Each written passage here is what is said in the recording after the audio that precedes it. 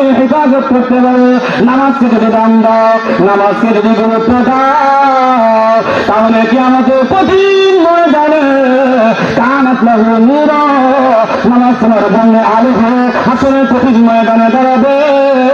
শুধু তাই না, ও বুরহানা, নামাজ তোমার জন্য হাসরের কঠিন ময়দানে আল্লাহর দরবারে দলিল হয়ে দাঁড়াবে। শুধু তাই না, ওয়ালা জাকা, নামাজ তোমার জন্য আল্লাহর দরবারে হাসরের কঠিন ময়দানে তোমাকে বাঁচাবার জন্য মুক্তির কারণ হয়ে দাঁড়াবে।